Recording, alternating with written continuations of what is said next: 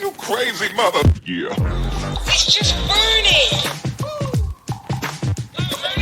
Hey, Bernie, just like last week, huh? Weekend at Bernie's. I lived here outside of Paia, and I saw this object moving behind Baldwin Hill, which is 6 miles out. It could have been further out, but it wasn't. It was hovering above the cane fields. I thought it was a water truck until I saw that it came behind the hill and was way above my viewpoint on the fields. I called my girlfriend at the time out. We took a video of it. The video is somewhere here. I don't know if I can share it. Maybe I can. It's not allowing me to. Shoots. But I have a video of this white orb object, and I've flown over this site. When you fly into Maui, you fly in from the north into Kahului, which is this direction. I fly over Haiku all the time. There's no massive 1 kilometer white building sitting in Haiku or in the hills behind it. So what was I looking at? Anyway, this is something we were talking about in the green room. Maybe I can share the video image. Wait, it should already be there.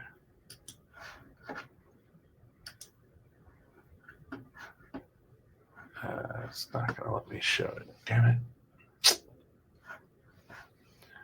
Hooray! Yeah, we're back. I just gave my little speech on my Maui experience. Nice. Awesome. Do you want to continue or are you finished? I was going to say I can't share the video. I was trying to share the video so people can see it. Yeah. So in this video, you see this white object here in the center. So this is coming behind Baldwin Hill, and it's moving very slowly to the left. There's no building in the background that's that long. I thought it was a water truck above the cane fields, but as you can see, my vantage point of the cane fields, that's well above it. I called my girlfriend in to look at it, and she was a little flabbergasted, but it keeps moving downward, as you see here. It's moving down. This object is easily 1 kilometer or half a kilometer in length. And so that's what I was trying to show in that last photo of where I'm standing taking this video versus where that object actually is. It's huge. If you can cut the video and show the other screen again.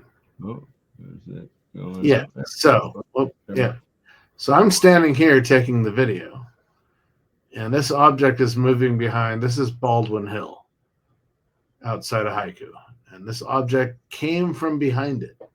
And in the video, you can kind of see it moving from behind the hill, but it's really shitty fucking technology. Sorry, back in 2090 or 2009. Sorry, 2090.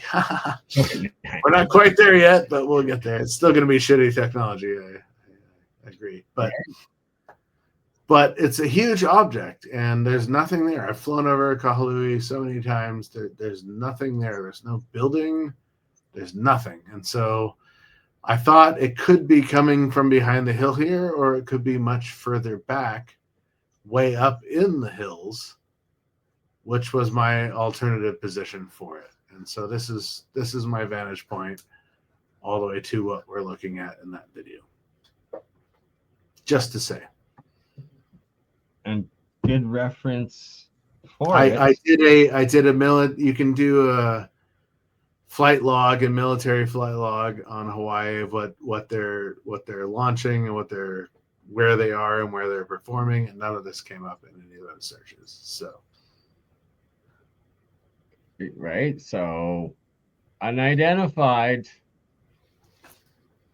This is your common Tic Tac. It's this big white tubular shape, and right by a U.S. military base in Hawaii where they would. Haleakala is up on the hill.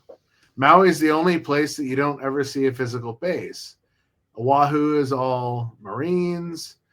Kauai is all nuclear naval submarine technology, and Big Island is also all Marine. So you got, Navy on all three islands, but Maui is like, where are these people?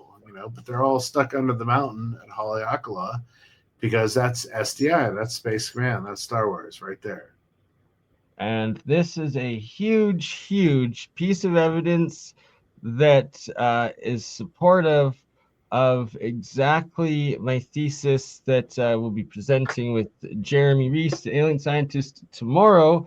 And Han's an eyewitness with extra evidence of these tubular UFO, like that you described as a giant one, and Tic Tac, which in the area of a U.S. base out of not in the lower 48, and the perfect spot where they would be experimenting with and trying out this technology as they develop it. And you said 2009, so that's after the. No, this was 2011. This was 11/11.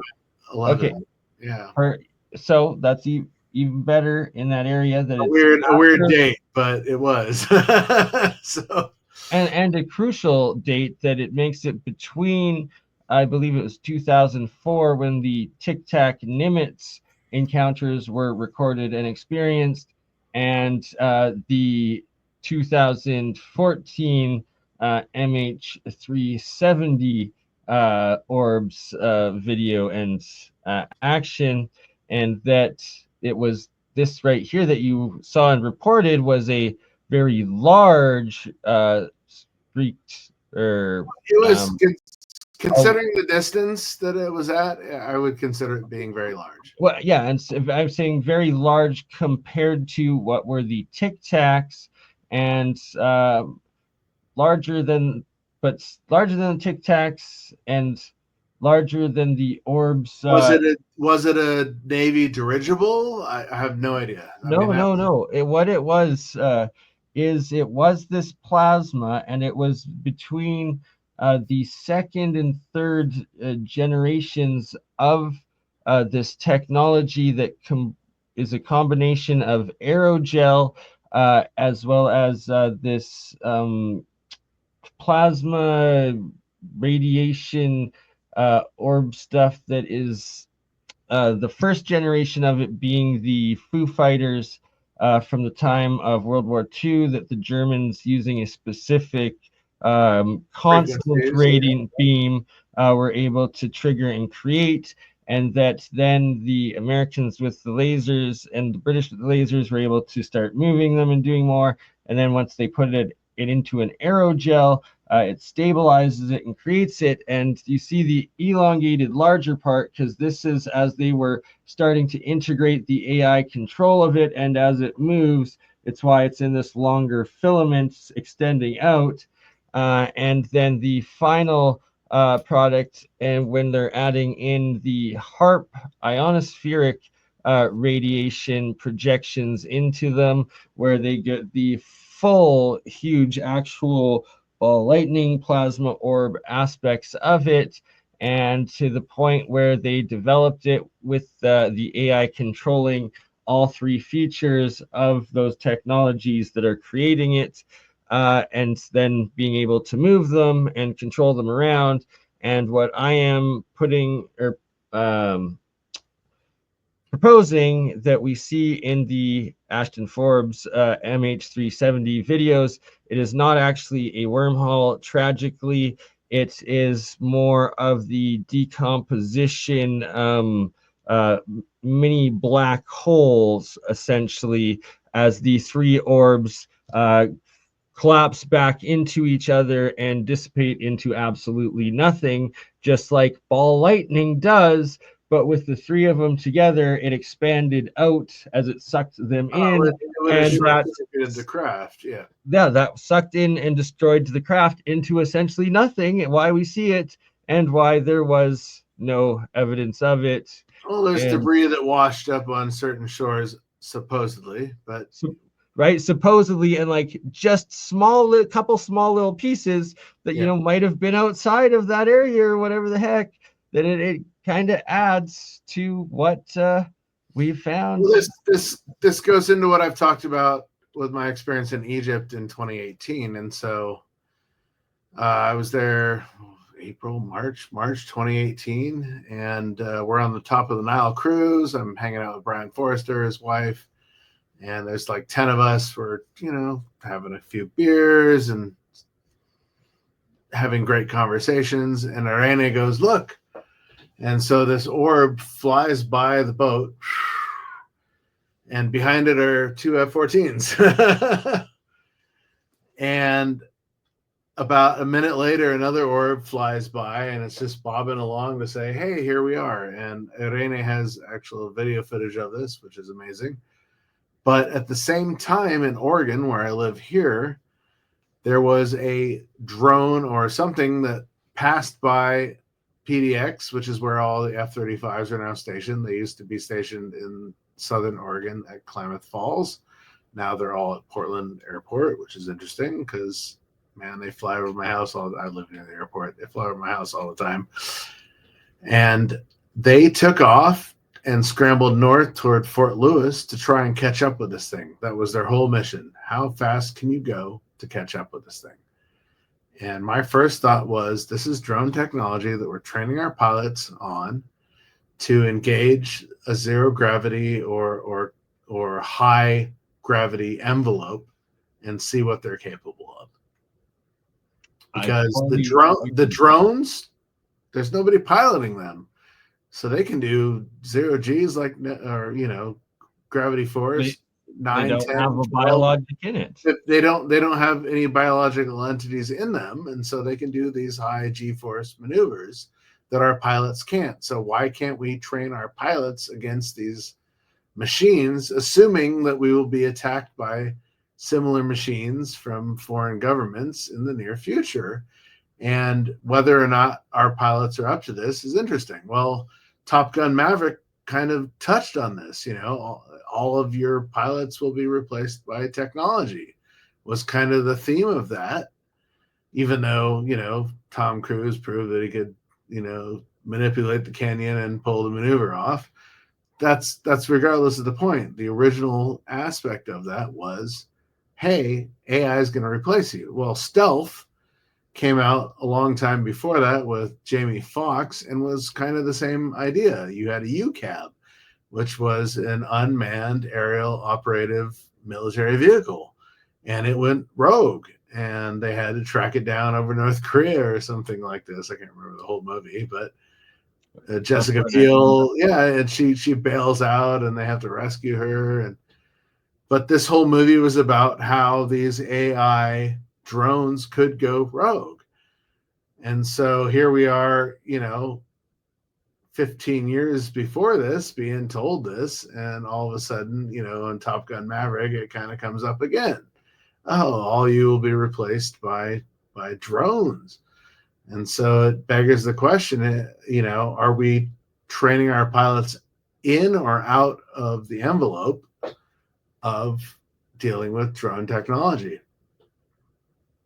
And that it is human drone technology specifically. Yes. And a huge part of why my thesis is of this and why I know this to be the fact is that there was a whistleblower that came forward with me and Jeremy named Joshua Bertrand that was presenting evidence that it was this aerogel, and he was saying that it was Chinese drones that they were activating this plasma and stuff, and that might be true, but it's that the Americans also had it.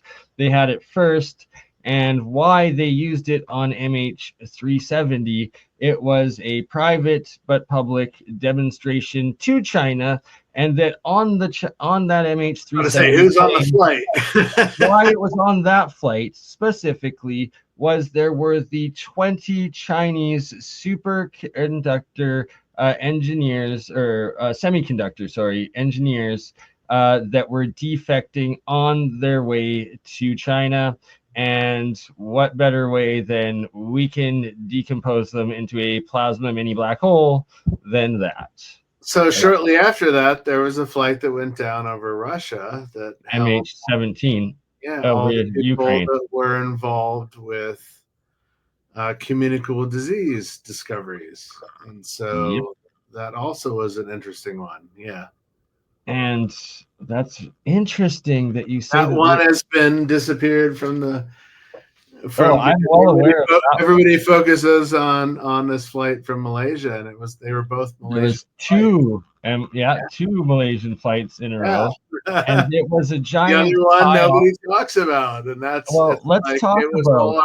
all communicable disease experts were on that flight, and it was shot down I somewhere. was unaware of that part of it, but I'm going to give a Oh little bit yeah, more information of it I am aware about, and that's 100% was also a public for a media brief moment, and mockingbird then it psyop. It disappeared. was And it was gone. projecting though evil Russia, and it was really the Ukraines. It was proven it was a Ukrainian SAM that shot it down, but it was done to make the blame against Russia Well, because all it of was that in Ukrainian area. it was riddled with bullet holes when they found it, so it wasn't just a MiG or Sam Sam that shot missile. it down. It was Yep, also shot. Yeah, it was scared. shot down. Yeah.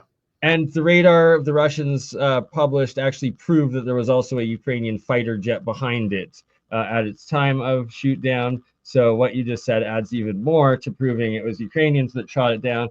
And a false flag. Why it was the false flag was to It blame was. the I think Russians. it was a big misdirection also from the other flight because Yeah, they had of course. It was all three. It was all three, Hans. It's that so for the public perception, yes, it was the misdirection of taking off of the MH370.